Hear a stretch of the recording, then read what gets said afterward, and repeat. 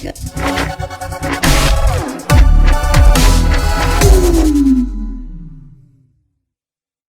Hey everybody, it's Benny One, and I'm back at you with another episode review for Star Wars The Bad Batch, everybody. That's right, it's Friday.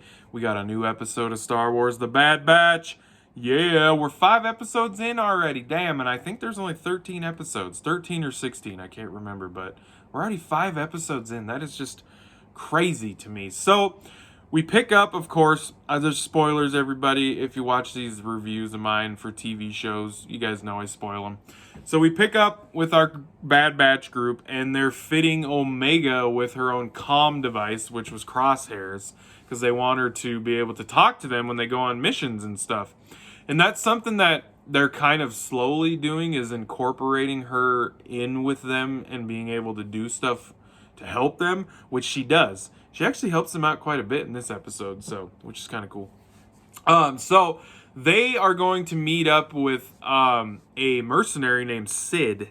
I think on Ord Mantell. I think that's the planet they were going to, if I remember right. I watched it last night when I got off work. So, but he used to work with the Jedi in the Clone Wars and everything. So he is someone that's known, and he's a mercenary. And they're going there to find out some information about Fennec Shand, because she was in the last episode, you know, from The Mandalorian. There's a huge gay age gap thing going on here too with her. Like, she's got to be really young in this, The Bad Batch, because she's in The Mandalorian. Like, we're talking like 45 years later, right?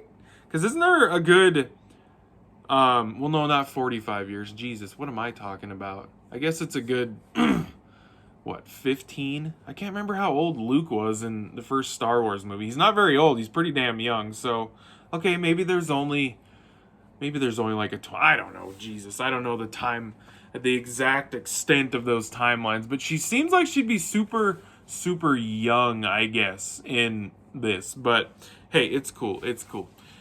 I think they made her look young. So, but anyway, they're going to this Sid guy to find out more information about her, and of course he's a mercenary, so he's like, hey, you know what, you want some information, you're gonna have to do a job for me.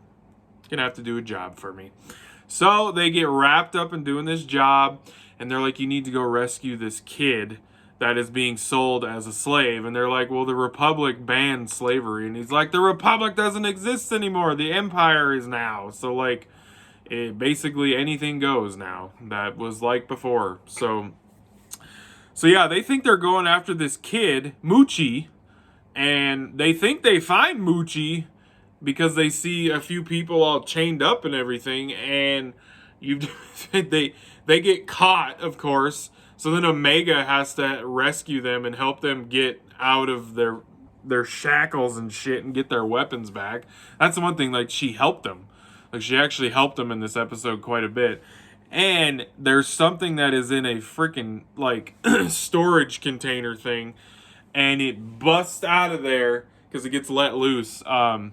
And it's a fucking young, like, Rancor, like an infant Rancor. And I loved it. It was funnier now.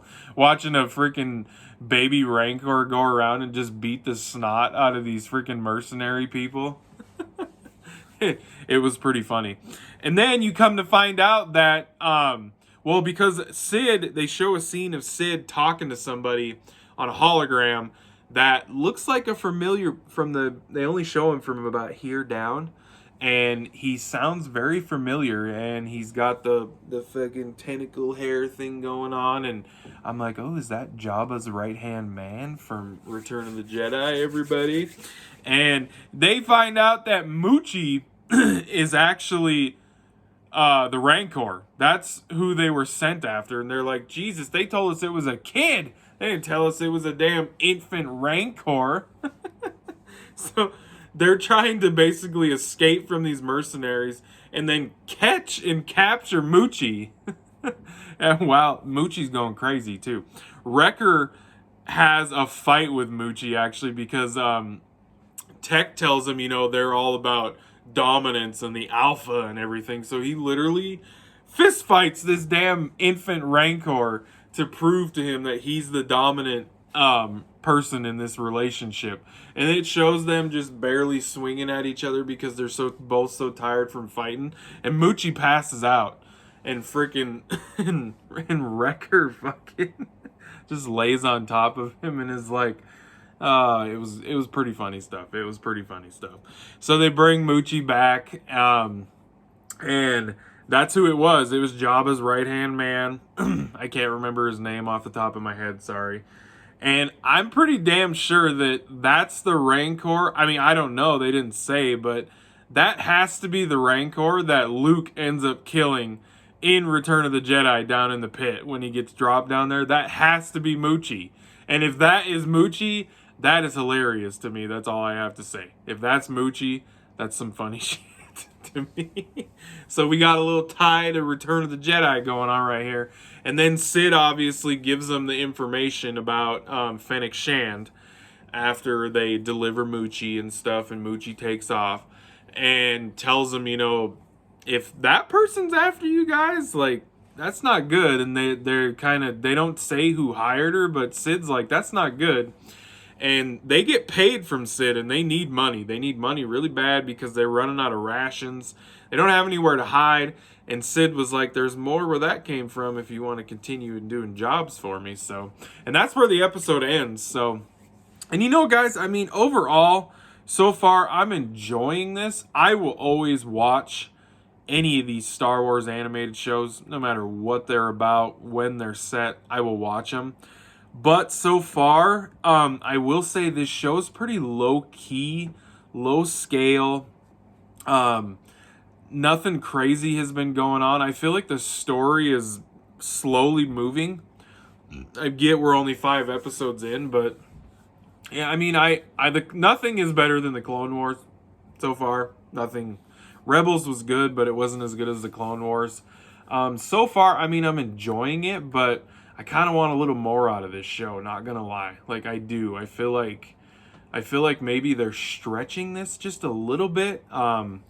And I don't know if that's because they didn't have enough to go, like, you know, big and amazing for the whole season, which is okay. But yeah, I don't know. It's interesting. I'm enjoying it so far, so I'm not gonna give up on it. But I do feel like it's low-key stuff, that's for sure. But I love being in the Star Wars universe. So yeah, guys, another solid episode of The Bad Batch. I thought it had more action and entertainment in it for sure. And Moochie was the highlight of the episode. So, all right, everybody, I hope you guys enjoyed that review. Thanks for watching, and I'll be catching you on the tube later because I have spoken.